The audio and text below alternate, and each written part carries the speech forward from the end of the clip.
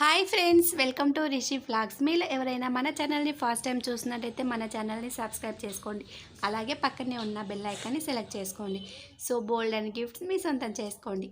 Capsicum పచ్చడి ఎలా prepare చేయాలో చూపిస్తాను. ఇది వచ్చేసి మనకు చాలా టేస్టీగా ఉంటుందండి. అలాగే బయట అయితే మనకు మ్యాక్సిమం 6 to 7 డేస్ వరకు ఉంటుంది.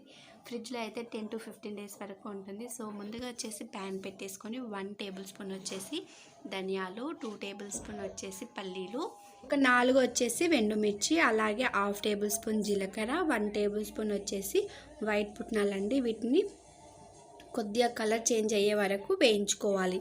ఇలా వేయించడం వల్ల మనకు పచ్చి వాసన అనేది పోతుందన్నమాట. సో ఇది లైట్గా గోల్డెన్ కలర్ వచ్చే వరకు వేయించుకోవాలి.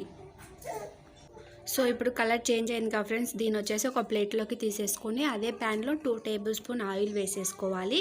ఆయిల్ వేసేసుకొని అల్లం వెల్లుల్లి నేనైతే నార్మల్గా ఇలా వేసేస్తున్నాను, ఎందుకంటే చట్నీ కాబట్టి. సో తర్వాత 1 కప్ వచ్చేసి క్యాప్సికమ్ తీసుకున్నాను. సో ఇది వచ్చేసి మనకు లైట్గా మగ్గినట్టు అవ్వాలన్నమాట.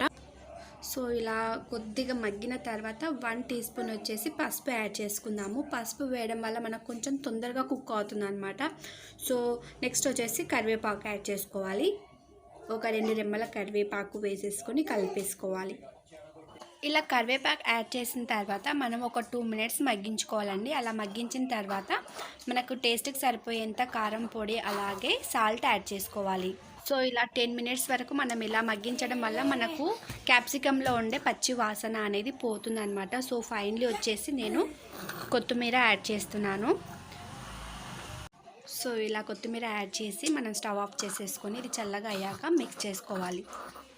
సో నెక్స్ట్ వచ్చేసి ఒక ప్యాన్ పెట్టేసుకొని 1 or 2 టేబుల్ స్పూన్ ఆయిల్ వేసుకోవాలి.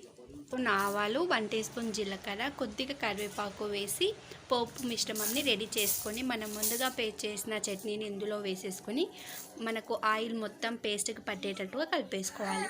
చూసారుగా ఫ్రెండ్స్, ఎంతో టేస్టీగా ఉండే క్యాప్సికమ్ చట్నీ రెడీ అయిపోయింది. మీకు నచ్చినట్టయితే లైక్ చేయండి, మీ ఫ్రెండ్స్ అండ్ ఫ్యామిలీతో షేర్ చేయండి. అలాగే నా ఛానల్ని సబ్స్క్రైబ్ చేసుకోండి. Thank you.